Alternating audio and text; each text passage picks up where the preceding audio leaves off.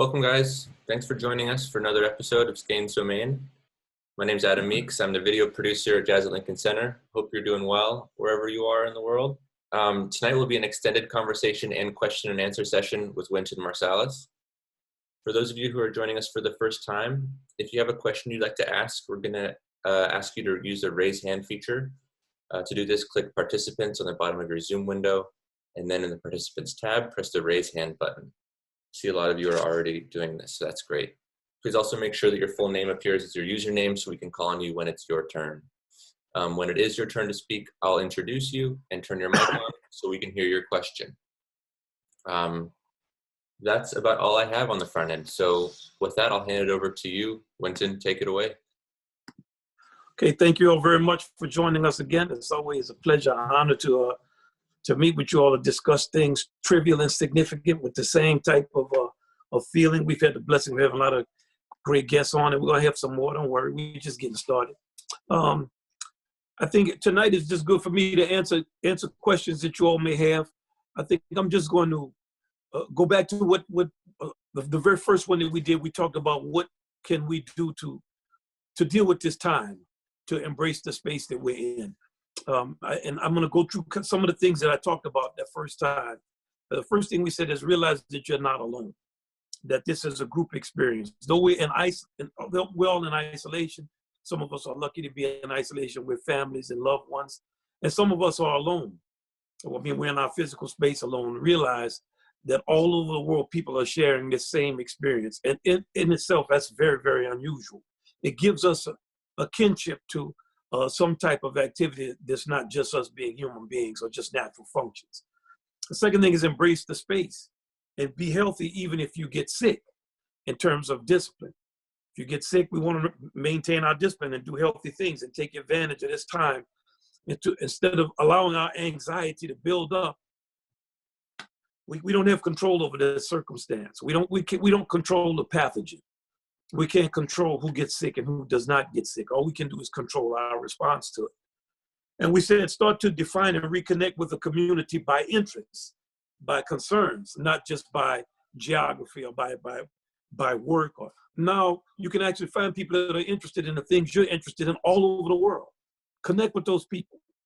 Establish a new community. Find your community in the world. It's going to shock you. One of the first things I learned just traveling around the world, I remember being in Japan. I grew up in a segregated South. It was just all defined by race. And I stood on a corner once, and it was all Japanese people. And I thought to myself, the entire social dynamic that I was raised in has nothing to do with what's going on here. Now, they have their own dynamics that I was not aware of at that time. But the world there are many dynamics in the world. So take advantage of this opportunity to find people that you connect with by your interests and embrace them. We said set long-term internal goals that you've always had, things that you heard about, things that you thought about.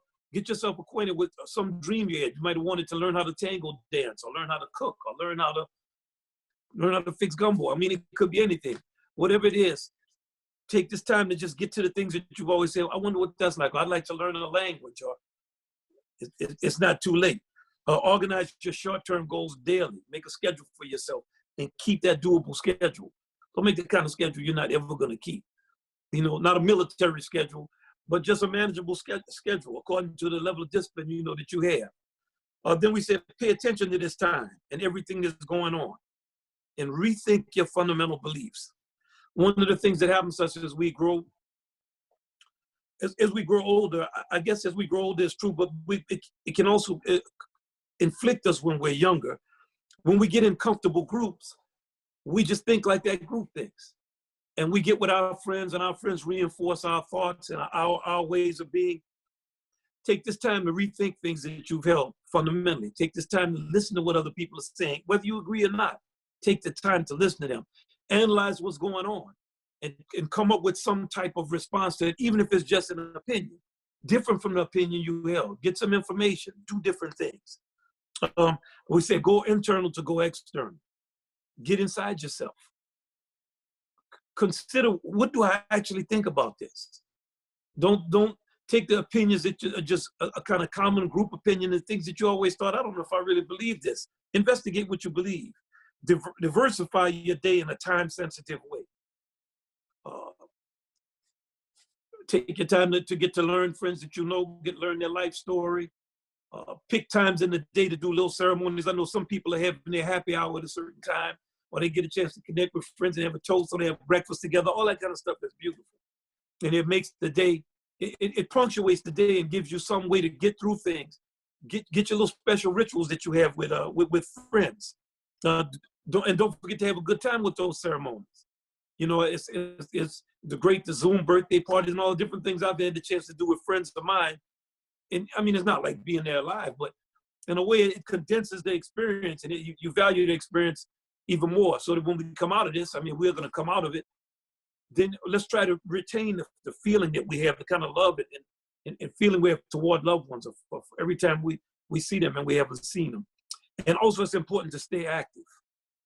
Don't allow the anxiety of the moment or the nervousness. There's a lot of fear mongering going on. You know, I always give you all the example of how terrified I am of being on a plane. That means that I am, no matter what happens on that plane, I'm scared. If it's not making a sound, something is going to happen. If I'm in the line, I don't want to be in the line. If any sound is made, something bad is going to happen. If it's taking off, it's going to crash. If it's landing, it's going to crash. When you're in a state of terror, you become irrational. The fear makes you irrational. Don't fall victim to that.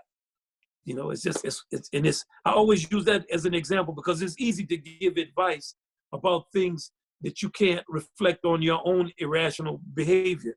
Because I know no matter what, I can tell you these things, it still doesn't make me not be afraid when I'm on a plane. And but it's important for us to stay active in some type of way, have these goals. And those were the things that we covered. I don't know how long it was, almost 60 days. It's been a long time. And it's going to be longer. And slowly things will open up, and we hope that it's intelligent. This thing is not something to joke or play with. And when issues that are serious health-related issues become politicized, we have a tendency to think that they are made less serious by the politics. But people going broke is serious too. So it's one of those kind of, this is the instance that requires more than one, but it requires communal thought. Get with the people in your community and listen to what they're saying. Formulate your opinion from many sources. And those were the things we covered. So now I'm just going to open it up to see what questions we have. We have a much longer time to answer questions. You know, no question is too anything. Maybe we can get a reappearance of my man who came on last week. It was scratching the records. He had his 1970 suit on, had sand dunes behind him. He's my favorite character. So I'm just gonna turn it over to y'all and see what it is that you might be in luck, Winton, because I see him in here. So we'll see if we can bring him back a little later on. We'll see if we can give him an encore later. Yeah, man. Let's hear from him at the end. All right. First question's coming from Charles Ellison. Oh, what's up, Charles? Let me see you, man. All right, Charles, you're good to go. Okay. How are you, Winton? Winton's muted now. Let's see, just 1 second. Just keep me on. Okay. Yeah, I'm looking for you. I love you. Thank you for calling me. Oh, I love you too, Winton. Man, I'm Charles, really glad to talk to you. Play. Yes, sir. Butter. When you talk about all that butter in your sound, man. Oh my God. I got to go put some toast on. Oh Lord, Winton. You know, man, I just want to say that. Thank you. I'm so proud of what you're doing. This is very, very beautiful. I'm here every week. I had my hand up last week and I was about to get called upon, but I said, let me get out of the way of these young folks and let the young folks take it over. So I just got out of the way. So I thought I'd call and just say that I love you. We all in Montreal love you. Thank you, man. We appreciate you so very, very, very much. Thank you so much. You so deeply. I really love you so man. deeply, brother. Man, it's been so many years, man. You like my big brother, how you looked out for me when I first met. I met Charles in Montreal years ago. I was 18 or 19 or something. And man, you got your horn, hit a couple of them little buttery. If you got your horn with you, hit me with a couple of Hit me with one or two little buttery phrases, man. Come on now. Okay.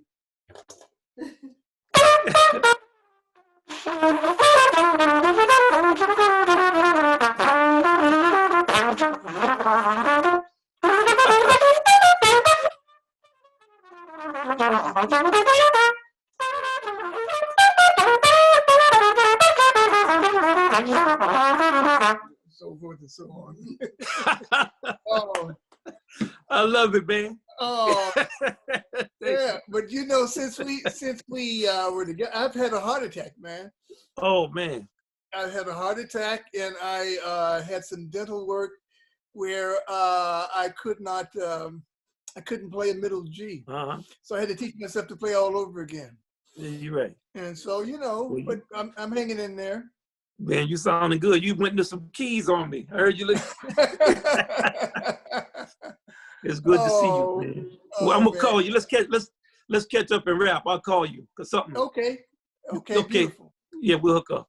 All right. Okay. I love you. Yeah, man, I love you. So much respect. That's beautiful. All right. Take care. Thanks, Charles. All right. Yeah, Next question. That was him. Comment from Caleb Lee.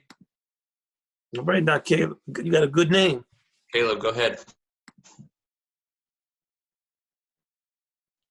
Caleb, you there? All right. Hi, Mr. Winton. This is. Hey, yeah, go ahead. Yeah. Okay. All right. So this is speaking from Sydney, Australia. It's pretty chill out here. It's great honor to speak to you. And my deepest condolence to your loss. Just to talk about myself, I was born from Korea, and I moved to Ghana in West Africa when I was like 12 years old. And then I went to Seattle for my university to study physics. And then right now I'm here in Sydney studying cookery, working at an Italian restaurant at the same time. And quite an extraordinary life. So my question is related to regarding my past and me becoming 29 years old like very soon. I just want anything like from you, like your wisdom or your idea, your opinion, or just anything that will really make me become myself.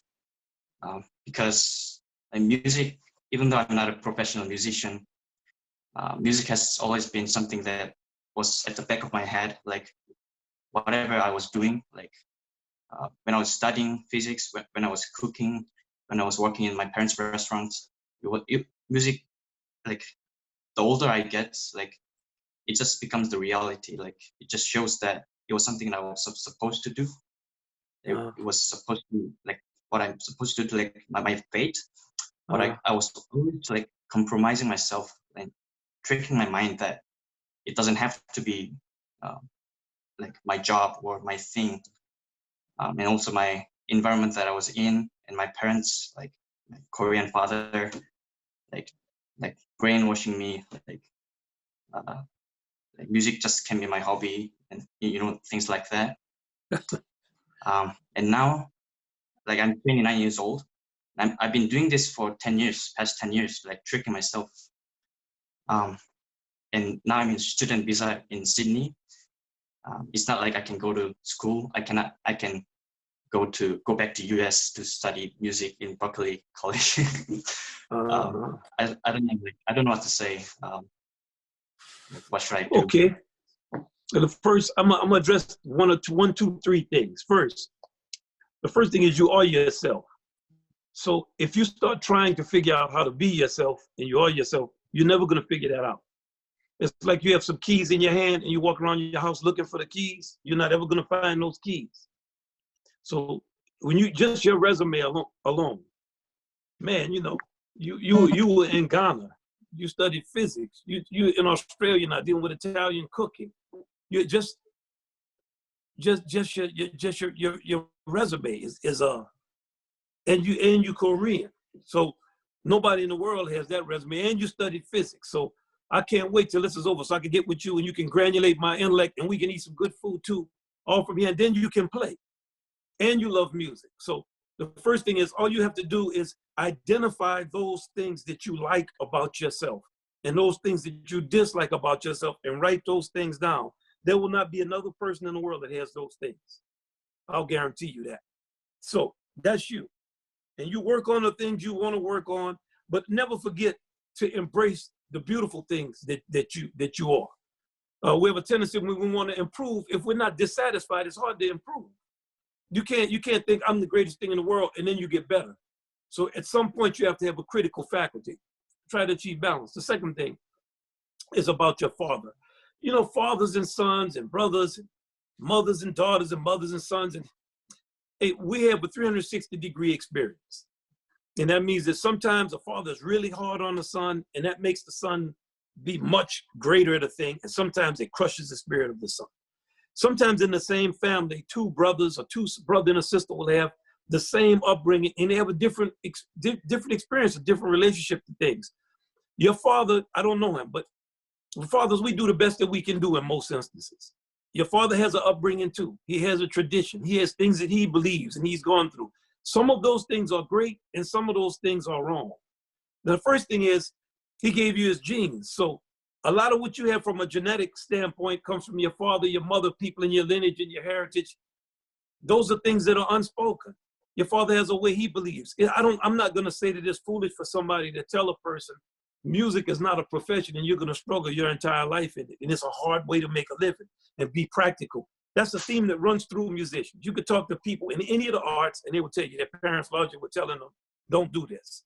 You know, when I was growing up, my mother and a lot of my teachers said, don't go into music.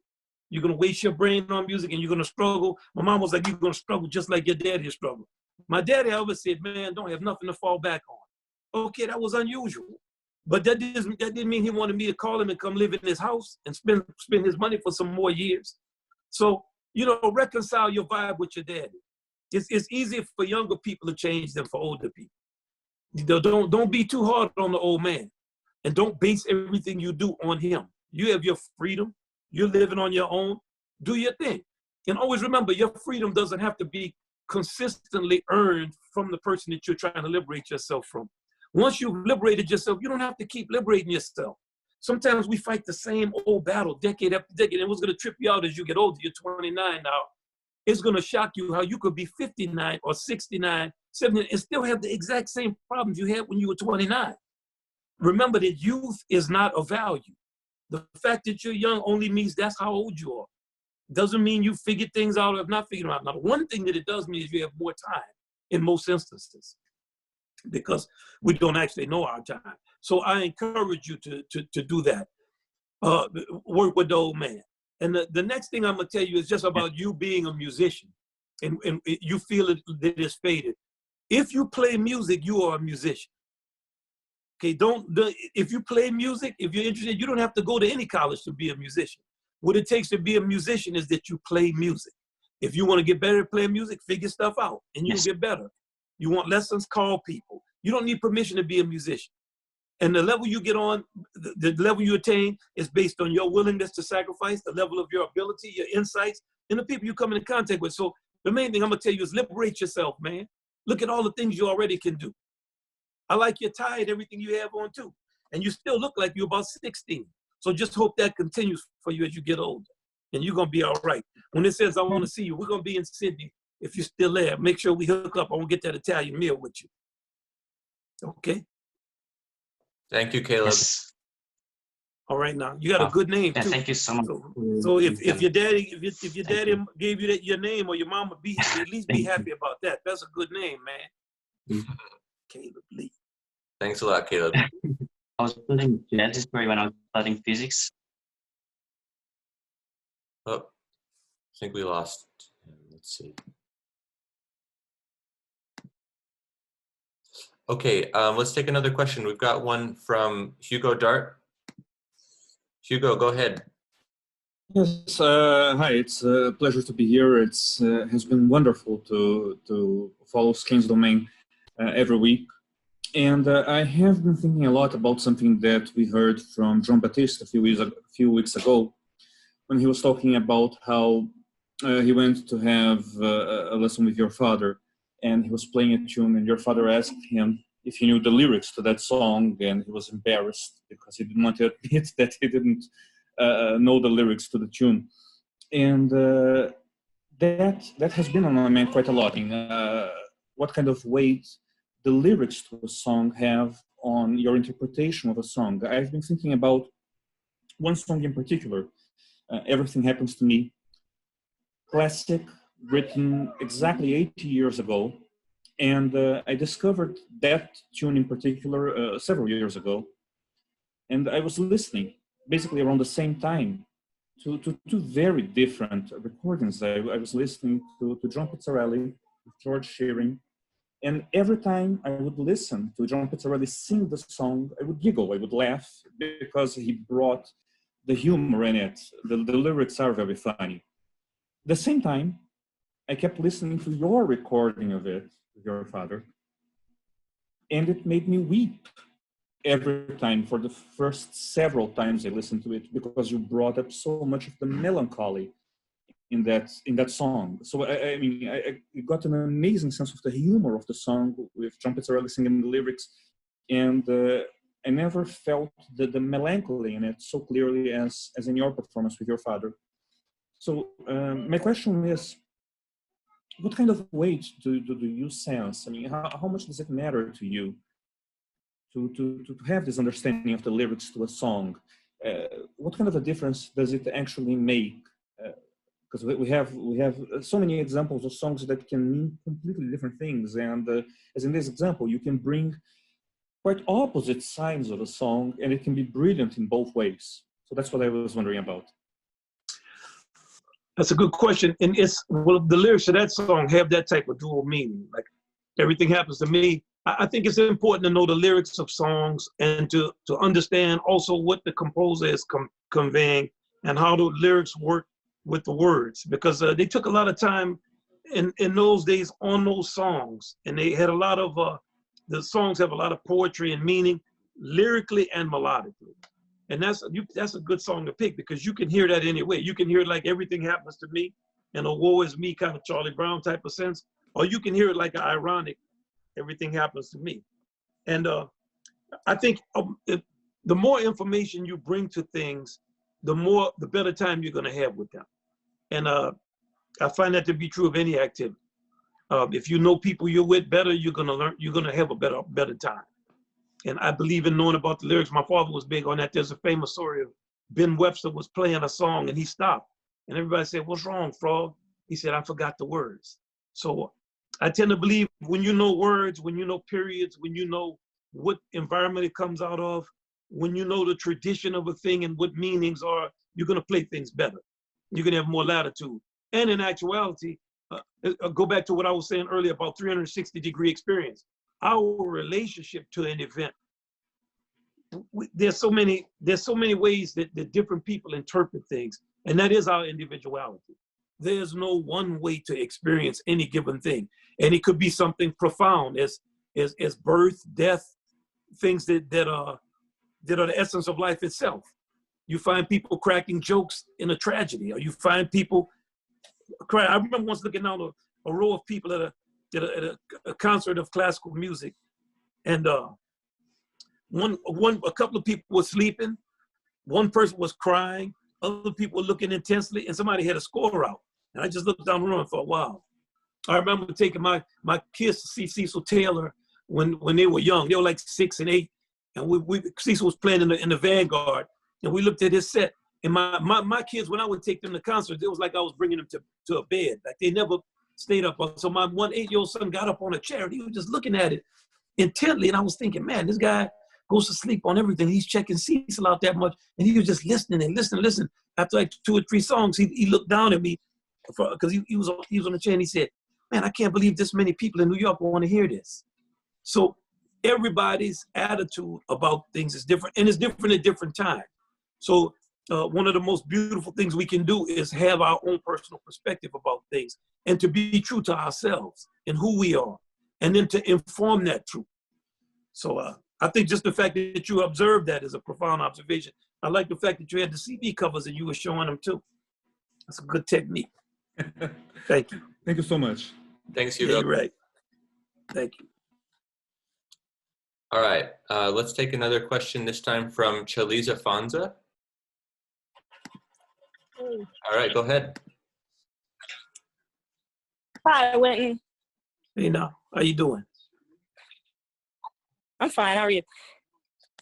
My question is, when you're in your creative mode, when you're writing compositions and pieces, is it the chicken or the egg?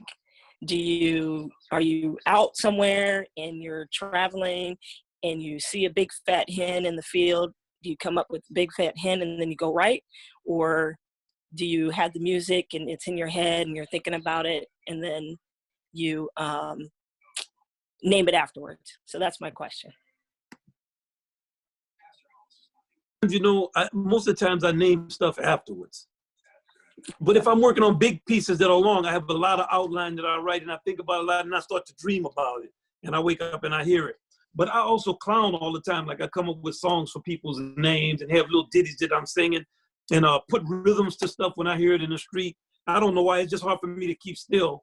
So, you know, I mean, I don't have to, I just have to, if I put my mind on something and I start working on it, like with Big Fat Hen, it just make the chicken sound on it. Because Herlin Riley taught me how to make the chicken sound on a trumpet. I remember I heard him making the chicken. He was.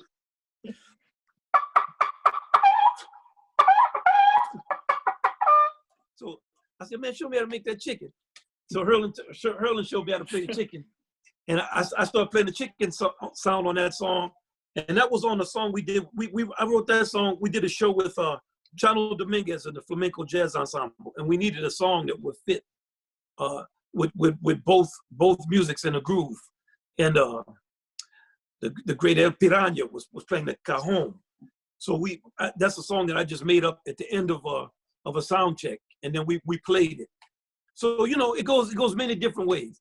If it's really complicated, I'll work on it for a long time. Like big pieces like All Rise or Blood on the Fields or whatever piece I got coming out is called the Ever Funky Lowdown.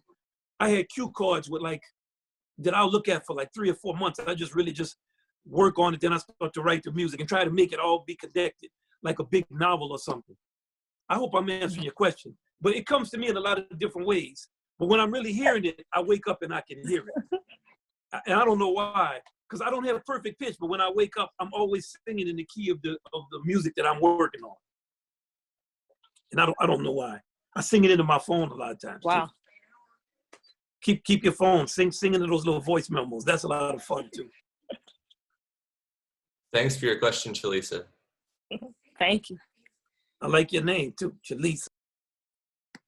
A lot of good names tonight. Thank you. All right, next question's coming from Adrian Novik. Adrian. Hey, how are you? How are you, everybody? Good evening. This is Adrian here from Chicago. I would like to take a ride on a little bit that Caleb was talking from Australia. I'm gonna follow up 30 years later from you, Caleb. So I'm Argentinian. Spent most of my life in Brazil, and I came here 20 years ago for a study and for 2 years assignment. And the assignment was over, and I got a job here, and I stayed. And I used to say that I like the summer here, and I survived the winter. And one of the key points of the winter is when the Lincoln comes here to play at CSO close to my house, and I always can go there to check the orchestra. So, Winton, my question to you is the following. I'm not gonna be 30 anymore. I'm gonna be 55, I guess, somewhere. And you said something in the beginning here about what's going on here, and my grandparents came from concentration camps. I went through the Malvinas War in Argentina. Mm-hmm. We went through the 9/11 here. I was already here. And every time that something like this happens, what comes to me is the sense of urgency.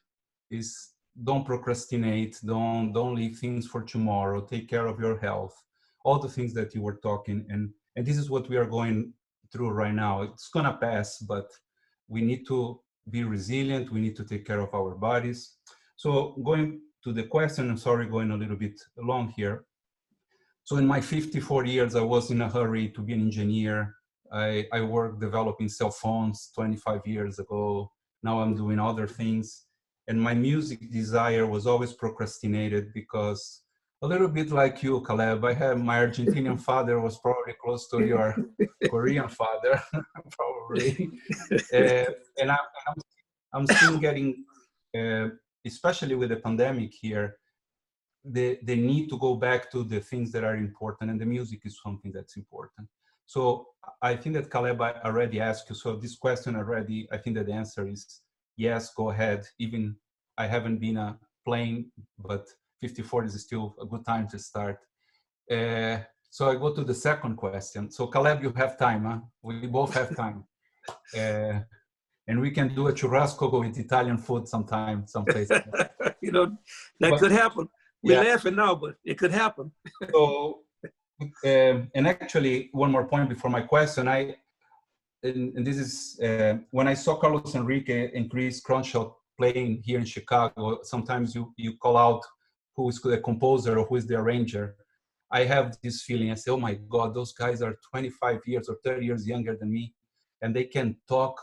They can express themselves with the instrument in a way that I can barely say in Spanish or in Portuguese or in English or whatever.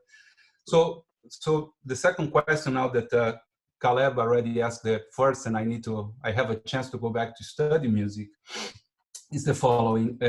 When I talk, no matter what language I talk, if I talk in Spanish or in Portuguese or in English, the way that I was educated was the words are yours until they are out of your mouth. And when they are out of the mouth, it belongs to whoever listen and the interpretation you lose control of that.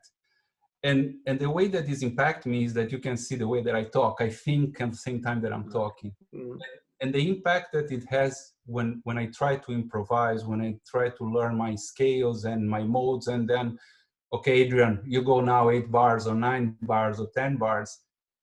I can feel how I freeze. It's like, I feel like, oh my God, this is the right note that I want to say. This is the right message. What exactly can I say? And when I hear the orchestra, or when I see the Jazz at the Lincoln or other orchestras, and you see the fluidity that they can improvise, it's something that amazes me. So the question is, how people that are in the very, very high level like you and your colleagues are able to detach yourself from this, oh my God, this is exactly what I want to say, and just say and send it out, and hopefully it works, right? So, well, not hopefully for me, not for you, but no, hopefully. It's hopefully for all of us. Yeah. So this is the question: how you become fluid in the instrument the same way that I am not fluid in my language when I talk, because I always thinking how those things will impact other people, and it's exactly what I want to say. I think that everything that you could think is a weakness can also be a strength. The first thing that I'm going to address is the thought of other people and what they do. Like you see a younger person who does something, or you see people who do things. Coming from New Orleans, a lot of people could play. I mean, my brother really could play. So I was always around people who could play. Terrence Blanchard could really play. We had other trumpet players that people don't know they could play. And we start to realize that it's not a competition as much as it is a cooperation. We all are different. The world is not going to be interested. You think of Caleb was talking. There's similarities, but man, he's studying physics, doing this. Now we talk, you at Argentina, we start thinking about Fats Fernandez. You hear, you work, you're an engineer, you talk about the music, and you can still love the music. So everything is interconnected. Now, when it comes to playing, I think how many times I love to work with little kids who don't play at all. So I never teach them scales, or I never teach them any technical thing about music. I always tell them, start with like some idea. Like if they can hit a note, they may play a note and go, then I say, okay, play with the rhythm on that note. Then they'll go. I say, okay, repeat that again. Try to turn it around backwards. Make some kind of wild sound. Put those two things together.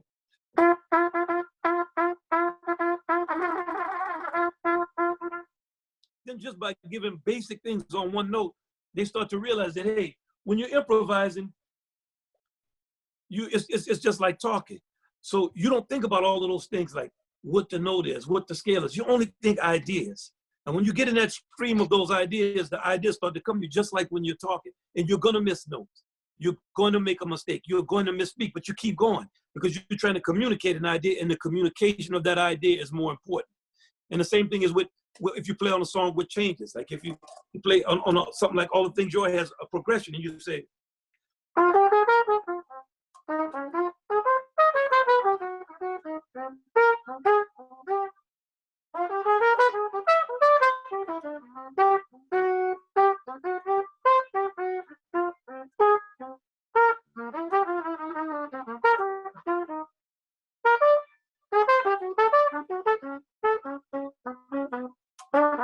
so on and so forth. You develop your ideas. One thing comes to the next thing, comes to the next thing. Now, the fact that you wait before you speak, that's a plus. So now instead of playing through the changes like I played, you might go.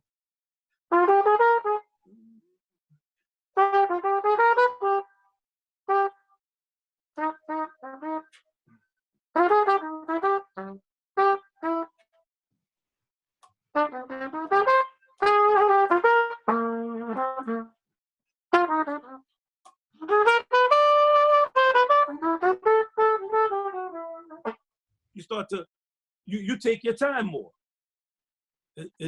So when you get to that point where you're taking your time, instead of filling the space with fear and anxiety, fill that space with what you're hearing. Because when you're playing, you don't have time to think about anything. You don't have time to think, what are people playing? What's the next chord? The time is moving. So you get into that urgent time. You use the word urgent. And in that time, it's kind of like you bought a gift for somebody and you want to tell them that you love them and you have things you want to say. You have to deliver that gift to them. You can't start analyzing, you know, I bought this gift for you and fill it only with the love that you feel. And that's how I think you start to fill spaces with things that you want to hear in the space. You ever notice that two dogs in a neighborhood will fight? I grew up in the country, so there's always some dogs on the street. Then the dogs wait and there's a silence. And when they listen to that silence, one of the dogs don't like what they heard. They walk away. Very powerful. I always say when you're trying to deliver something to someone, if you give someone a gift or you tell them something that means something, even if you're telling them something that you don't like, you know, I really don't like the way you talk to me. You better wait after you tell them that. You know what I'm saying? I really don't like the way you talk to me. Hey, did you see the basketball game last? You have to let things sink in. So I think you can use that space to your advantage. Just don't fill the space with anxiety. It's like Jim Hall, right? When he plays the guitar, that he has this space, and the space are notes, right? That are part of what he's saying, right? Yeah, yes, he definitely is very patient. And famously, of course, Miles is very patient. Monk, very patient. Bill Evans, very patient. It's a category of musician that is very patient. And study those musicians. And instead of studying the technical things that people study what they're thinking about in the silence. Go into the negative space. And it's always a good practice when you study the space that's obvious and then study the space that's not obvious. So, and that will help, I think. Thank you very much. One of the things also, just to finish, I'm sorry if I talk too much. One of the things that you said that this pandemic is doing, we need to also celebrate the good things that are happening. And the community that's being created in these events that I'm joining every Monday night, and the opportunity to, I mean, this will never happen eventually if life was different, right? So it's a moment to celebrate that. And I want to thank you. And I saw the kids last week and it was unbelievable. So I want to congratulate and I want to say thank you and nice to meet all my new friends around the world. Thank you very much. Thank you very much. You know, thank you for Chicago anytime soon, huh? We're going to be there. I love it. Chicago Symphony Hall, Jim Fahey. Yes. Yes. Fantastic. Thank you, Davis. Adrian. Yeah, you're right. All right, so next question is coming from actually Winton. This is this year's winner of essentially Ellington Composing and Arranging Competition. This is Leo Steinride with a question. Leo, welcome. Go ahead. Hi, Mr. Marsalis. My question is, I want to keep it short. Recently, I watched an interview with you, and you said a lot of young people come to you looking for meaning. And I've been thinking a lot about the word jazz recently. I know a lot of people talk about this. I'm sure you've gotten this question before. But my question is, what does the word jazz mean historically, and what does it mean today? Yeah. Well, you know, the time that the music was used, it had a sexual connotation. Okay, so it was spelled J-A-S-S, and they started to scratch the J off, just like people will do. So it was changed to J-A-Z-Z. So it was equated, it was associated with that. Now I'm gonna suggest something to you that I want you to do. The material is not something maybe in 1980 or 81 I would have recommended to somebody. But in the culture we live in today, at your age, you're mature enough to handle this material. I want you to get Jelly Roll Martin's Library of Congress recordings. You play piano. I haven't heard your composition, but I heard about it. So I play guitar. Okay, I look forward to hearing your composition. By the way, Ted Nash was telling me about it. Everybody was raving about how good it is. So I just want you to know we talk all the time about young people we hear. So I'm proud of you for winning. That's difficult to win that. And we've had some great composers and arrangers win the last few years. So I wish I had heard it so I could say something about your composition. But I always think go to the source of things. Call the Tulane Library. I don't know if they're open now. And the whole Hogan Library, call them and see if you can get all the interviews of the earliest jazz musicians. Take your pick and go through them and see Johnny St. Cyr and get the early musicians. Danny Barker is another good source of information, great banjoist and guitarist. But get Jelly Roll Martin, Library of Congress recordings done by the great Alan Lomax, and listen to those recordings. And in those recordings, you're gonna find as close as we can have to an essence of what this music is. Now, of course, it's all Jelly Roll's opinion, but he was close to the source, and he was an intellectual. So you got some of the stuff he's making up, but a lot of what he's saying has a great deal of truth in it. So I want you to start there, and then later when I see you, I'll see you online, because when we do the Essential Ellington, it's going to be all online, and I'll get a chance to talk with you again. Think about that, and then have some questions for me about that, and we can talk about the things we hear now. I'm gonna direct you to one set of things on that. There's a lot of social things he talks about. That's important. But I want you to listen to when he talks about the maple leaf rag. He plays it three ways. He plays the maple leaf rag the way Joplin wrote it. He plays it the way that people were playing, ragtime pianists were playing in Missouri. They were kind of ragging it. And then he plays it his style, his way of playing jazz. And that's going to show you more about what it means to play jazz than anything that's said in the whole series. So I hope that helps. Thank you. Yeah, awesome. Hey, I'm proud of you, man. Congratulations. I'm a student of Joe Blocks. So. What? Joe is too young to have students, man. You know, I love Joe, and I know I love you. Joe was on last week. Joe and them were too nice and polite. I was telling them, man, be the way y'all are in real life, because Joe and them are rough. You know, every time you say something to Joe and them, they have other things but you know, congratulations. And you couldn't have a greater person to study with, and it's great to see a younger person learning from another younger person, because Joe has a lot of intellectual integrity, and he's a seeker. So great. Yeah, thank you so much for answering my question. Man, thank you. Thank you. Don't stay up too late, son. All right, let's take another one. This next one's coming from Casey Clark. Casey, go ahead. Hi, I'm just wondering, how do you stay motivated during this time, and what's your mindset of doing so? Well, my mindset in this time is urgent, because we're trying to keep our organization alive, and for performing arts organizations and for musicians, freelance musicians, it's virtually impossible And for us to not be able to open and not be able to play gigs and not be able to have any way to have revenue, but to still have bills, I'm urgent, and we're all urgent. So I'm not having any problem with stuff to do. I literally have been on the phone today since 9 o'clock this morning with maybe 30-minute break, just trying to get people together, our community, find resources, plan what we're gonna do, talk about how we can be more organized and more focused. I played one of my parts. I got it sitting up here. We're doing a new thing of Chris Crenshaw's piece, Conglomerate. We're doing a virtual recording in the band, and cats are putting their parts in. I had to put my part in.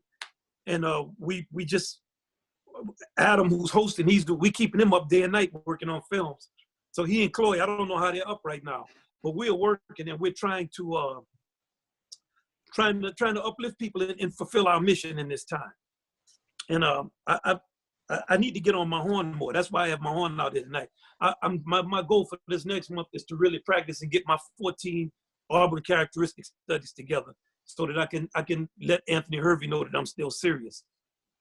And I hope I answered your question, but I'm urgent. I want you to be urgent too. Set your schedule. Think of some things you set a real far off goal that's really difficult that you maybe won't achieve, and then set a bunch of little goals up to lead to that big goal. And then I'm gonna talk to you in 2 months after this, and we're gonna see where you are. Okay? Thank you. All right, I'm serious now. I'm not joking. All right. Next question is coming from Sarah Frischer.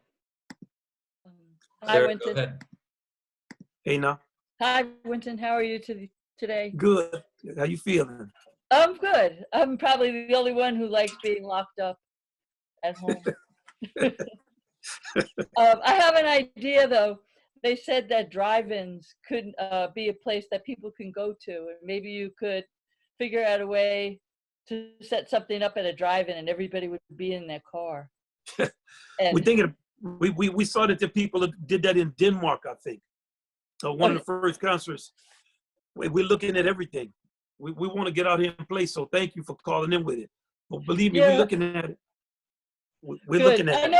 I know how. I talked to Lisa today, and she said everything is all about getting it together and keeping it going. And we're looking at it.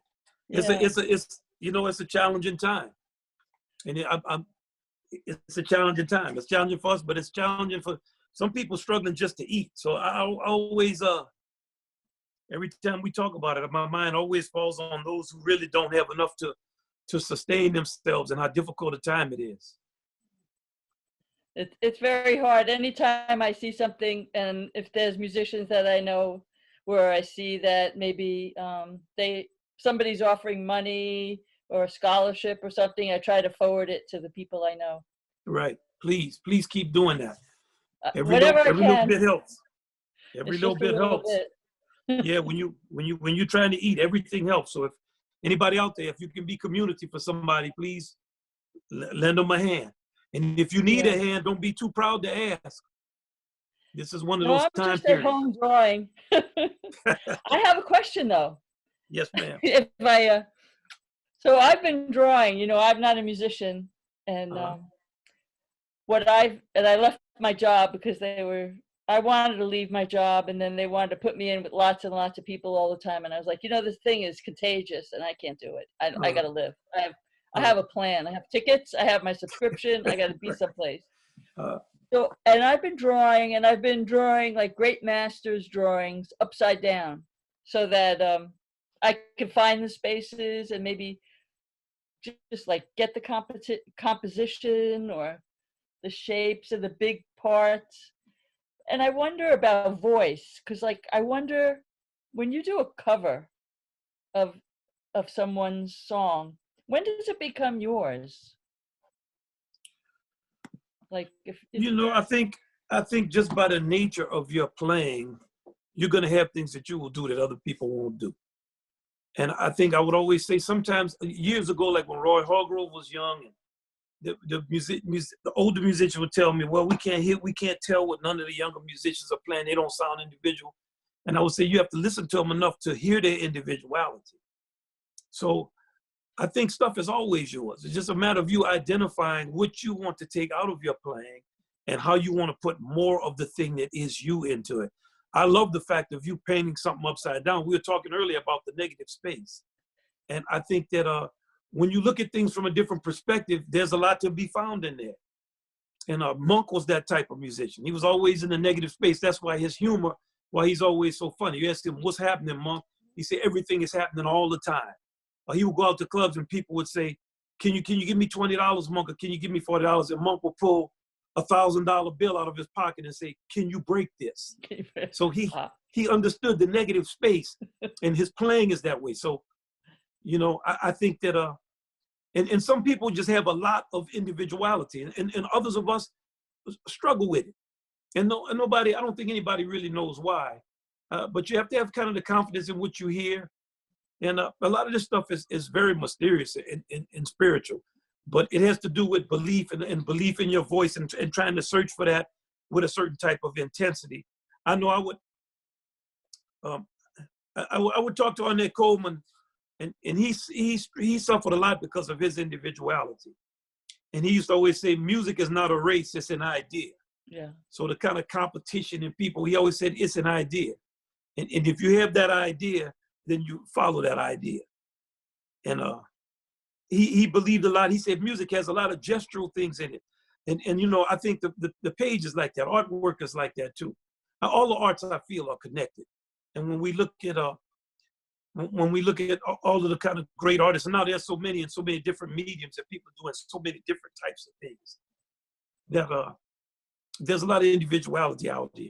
Yeah, I've been finding, I'm waiting for some things to arrive from Amazon, but like Miro writing about music, and Kandinsky writing about music, and I have Chagall on music. So I'm looking at everybody's thoughts and reading. It's really quite interesting. It's nice to have the time. Yeah, we have a symbiotic relationship with all the arts. I remember years ago, I wanted to use one of Matisse's collages on the front of an album that I put out called The Majesty of the Blues. This had to be 1988 or 89. And I called his son, Pierre, who had a shop in New York, and I asked him for permission to use this piece called Icarus from Matisse's series. It was this called Jazz. And Pierre said that his father loved jazz. And he talked about how much Matisse loved jazz. And later, knowing Romare Bearden, he was always talking about Matisse and the love Matisse had for jazz. And Ted Nash did a piece called Portrait in Seven Shades that was about, he had Chagall in there and some of the other great artists. And we did a second series that dealt with American South American artist. Papo Vasquez did a great piece based on Wilfredo Lam's work. And then we did a piece last year, I think, with Crystal Bridges, Museum of American Art of VIC. And yeah, we had a lot of different pieces. Everyone in the band wrote a different piece. So yeah, we have a lot of relationships with museums, and there's so many great museums and great artists around. Yeah, we got to continue to do that kind of thing with more intensity. Yeah. Thank you. Good luck with everything. My heart is with you every day. I wake up and just hope that there's some pieces that you can get together that make it work. Yes, ma'am. Thank you so much. We're trying. Yeah. All of us, not just the orchestra. We all trying. The entire staff, everybody. We trying to be for real. Thank you. Thank you, Sarah. All right. Next question's coming from Anthony Session. Anthony, go ahead. Hi. How are you, sir? All right, now. How you doing? All right. I asked Camille last week. I didn't want to be long-winded. I want to get this out there. Growing up, you know, I did a lot of listening to the R&B stuff. Growing up in the Fort in Brooklyn, you know, I wanted to play horn, but we always had a basketball in our hand, you know, with the King Boys and some of the other guys that we played with in West 4th Street and all of that. So I never really got the music. How can I say? I never learned how to play. Mm-hmm. So now that I'm really trying to take it serious, you know, with my horn, it's a little tough. But my question deals with confidence. I can talk to anybody. I'll play ball against Michael Jordan. He gonna beat me, but that's okay because I'm not scared. You know, I don't have a fear of that. But Adrian touched on it, and I really appreciate, thank you, Adrian. I don't have the confidence to improvise in front of people. How do I possibly get over that? Man, if I could answer that, I would get over being afraid on a plane. Man, I've been in every type of flight simulator. I've talked to every kind of pilot. I've done, you know, what I don't know if I'm the right one to give advice on that. The only thing I can say is the more you do it, the more you do it. So sometimes if we have tours, we have to get on 4 or 5 flights. Okay, you know, I endure it, and I can. Okay, I mean, after a while, I get used to doing it. But I really think the more you do it, and do it around friendly people, and I think it's great at any stage of your life to pick up things and learn them. And I think another thing is just accept the level that you're on. If you, it makes you even more nervous if you're trying to be perfect or you think people are judging you. Man, people thinking about themselves most of the time. They're not judging you. Get out in there and play. My dad used to always tell when I was young, I'd play in parades. And I mean, I really couldn't play, but I'd be standing up there playing. He said, man, ain't nothing wrong with being sad. He said, just don't play a lot and make sure you don't stay sad. So, you know, I think it's all encouragement. And it's a skill that like anything, the more you do it, the more confident you're going to be. But to get confident in front of people, you got to be in front of people because it can be nerve-wracking. Yeah, I don't have a fear of playing in front of people. It's just that I'm scared to improvise. But you know what? I feel like, you know, if you play in the R&B funk kind of style, you used to playing in E minor, F sharp, all the keys that people don't really play if they play in jazz. Get tunes that you like to play on and become familiar with the sound of those songs and then go from there. The more familiar you are with material, the less nervous you're going to be. And I think that if you just pick 2 or 3 things you can play those. And people are going to be clapping and co-signing you. And then just build slowly. Build slowly your confidence. Okay. You know, it's not a, because you're going to find people are not hostile. People want you to sound good. They want to have a good time. You're a trumpet player? What do you play? I play a little trumpet. Man, you play trumpet. Don't say I try to play. You're a trumpet player. We're all trumpet players.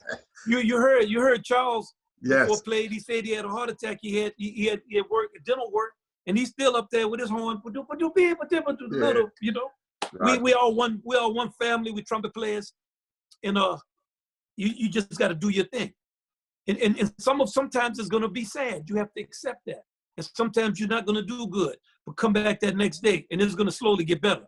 But start with what you can do, and then slowly add things that you can't do. And you see me in 4 or 5 years, you're gonna be playing.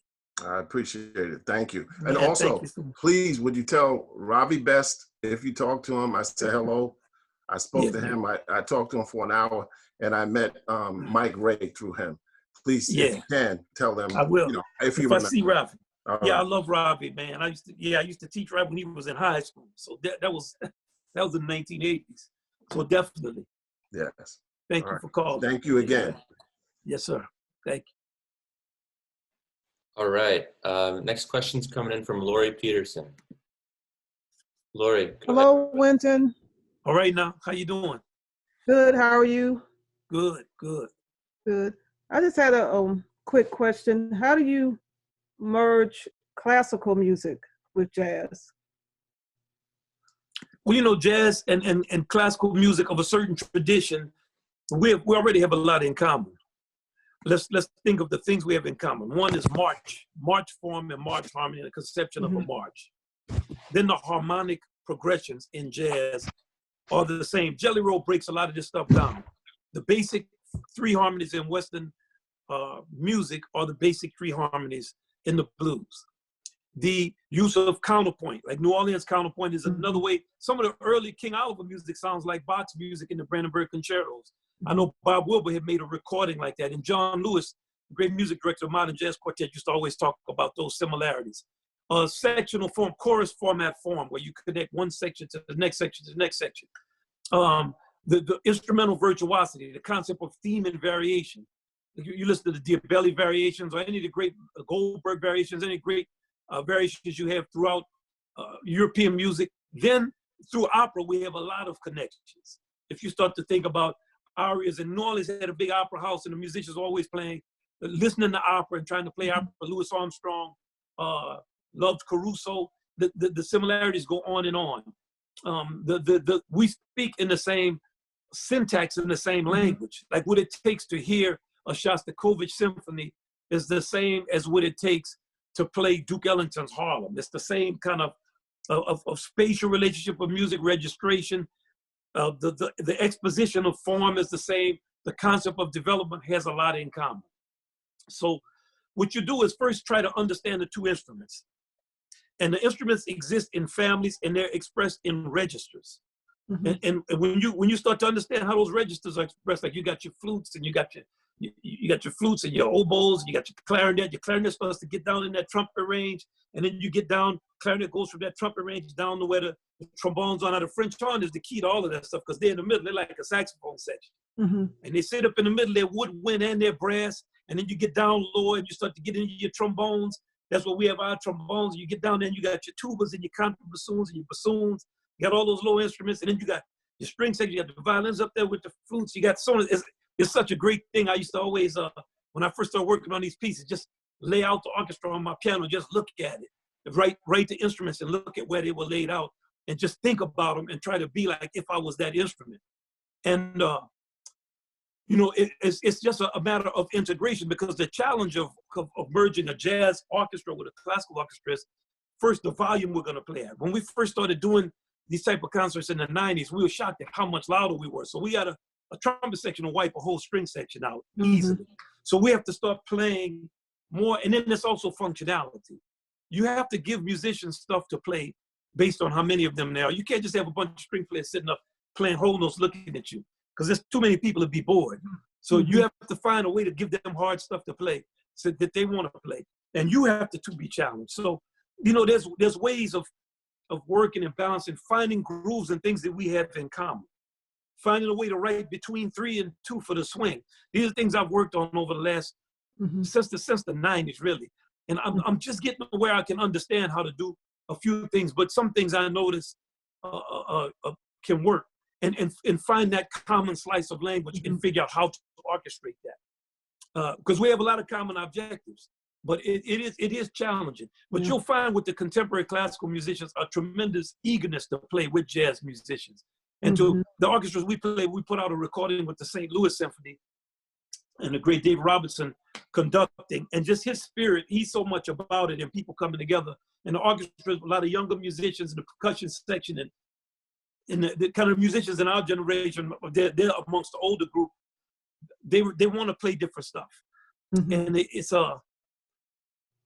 challenging now. The Philadelphia Orchestra have unbelievable great experience playing with them too. I love them, and they'll work on stuff and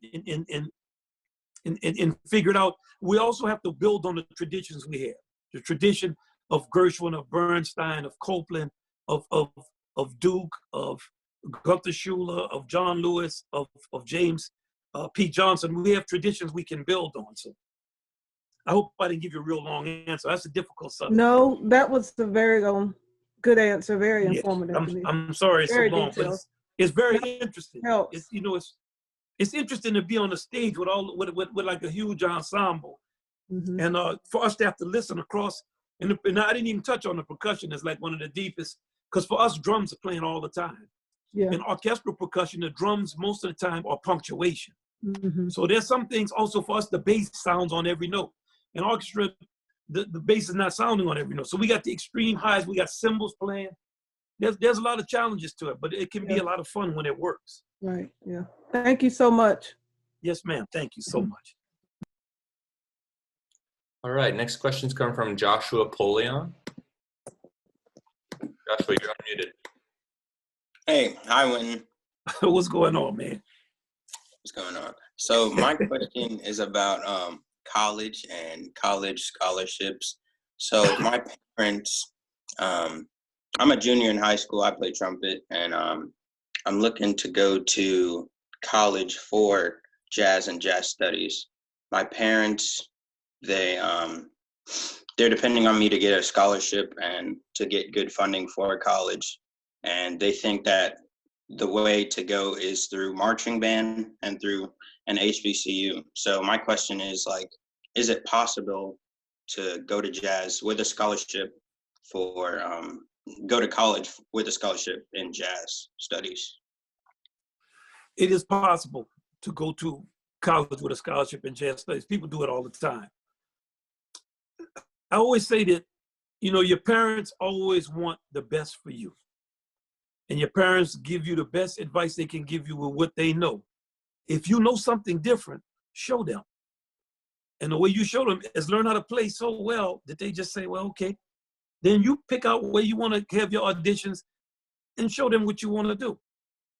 I know when I was time for me to go to college, my daddy just looked at me and said, look, man, you better get a scholarship because we don't have no money. Yeah. Like that was just what it was.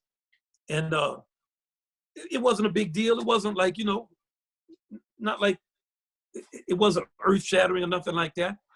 We all have different experiences. And I knew I wanted to get out of New Orleans, man. So I started practicing. And what I suggest for you is get on your horn.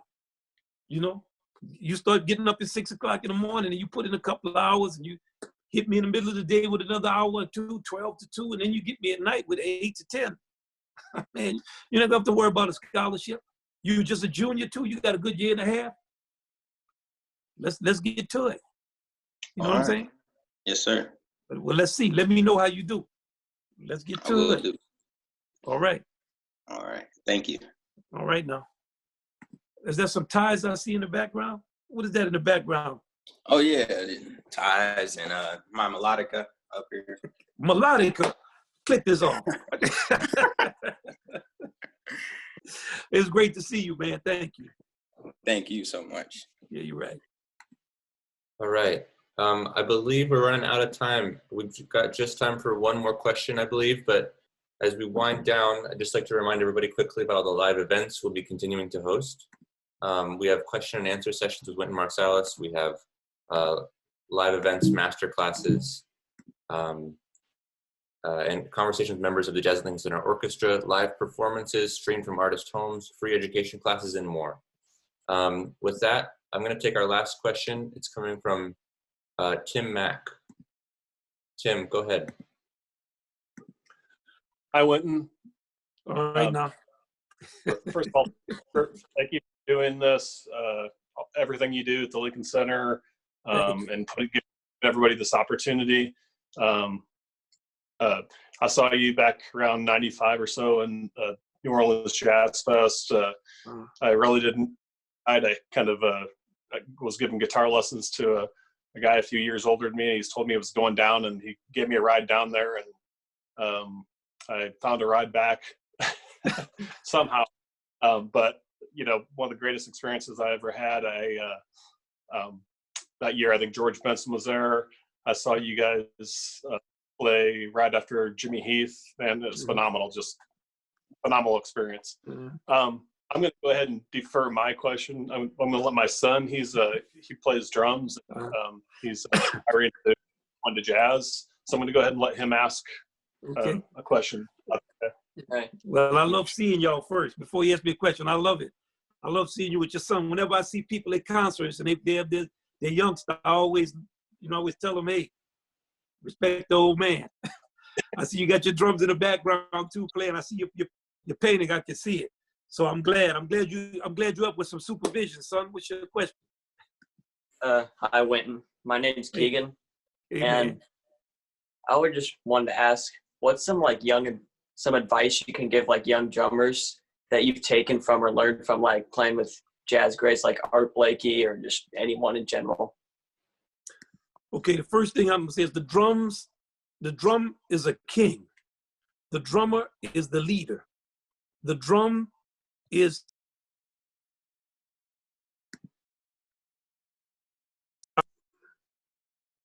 Oh, we lost you for a second when okay. You got me? I'm Yep. trying to find y'all because I was looking at y'all, now I don't see you. But I'm gonna just go on without seeing you. It's okay. You got me? Yeah. Can y'all hear me?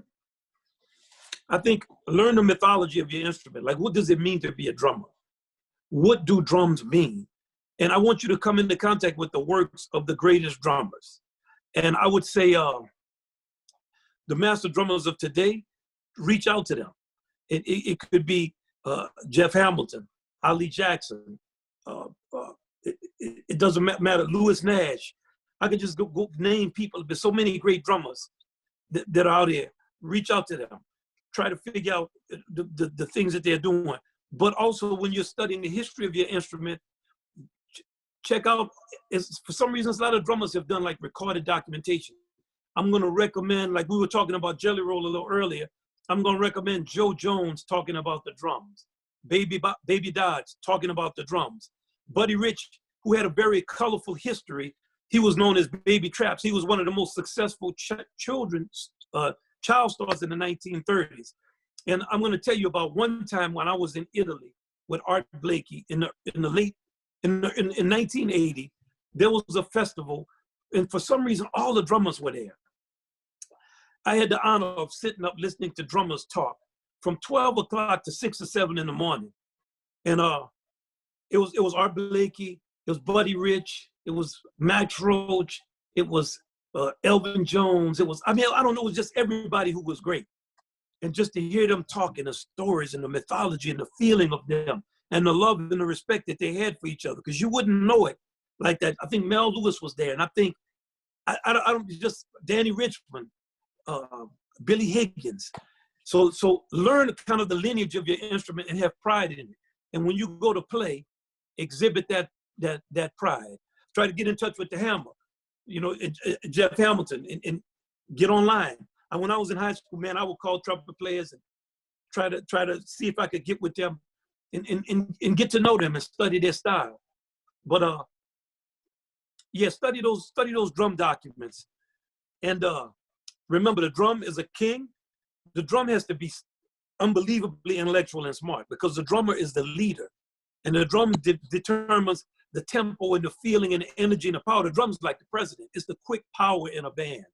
The drum has to be kind and play with volume control. The drums covers the entire spectrum of the music. The highest high is the cymbal, the lowest low is the bass drum. Remember about the sound of your drums. You want your drums to have a sound. Now it's real popular to get a real dead kind of drum sound. Make your drum sound alive, like it's the tree itself and the calf skin. Develop your technique on your brushes. Look at all the different ways you can play your instrument. And remember, each instrument in a drum set is an instrument. Talk about your cymbals. That has an ancient connotation. The cymbals come from the East. They come from the Middle East and the East. Get your side cymbal playing together. Come up with different things, ways to play your cymbal. Learn trick drums. That's a good way to play the drums in the 1930s. And then, of course, study all the masters that they have throughout the times, playing all these odd time signatures. Don't separate the styles. And then after you do all of that, you're going to be as old as us, son. Good luck. Good luck. Thank you. Stay with the old man. He's going to show you a lot, too. Thank you. All right. Thank y'all. All right. Thanks again to everybody for joining us for another wonderful evening in Skain's Domain and for being a part of this community. To our supporters and donors, we can't thank you enough. Jazz at Lincoln Center is a nonprofit organization in New York City committed to entertaining, enriching, and expanding a global community for jazz. If it's within your means, please consider making a donation. We're extraordinarily grateful for any support. And as we sign it off, Winton, I'll turn it over to you for any closing remarks. I want to thank y'all. If you have ideas of who you want to see, we'll call people, we'll get them up here, send us some ideas. We're going to have interesting stuff coming on. I just try to spend this little time with y'all. And till we meet again, thank you so much.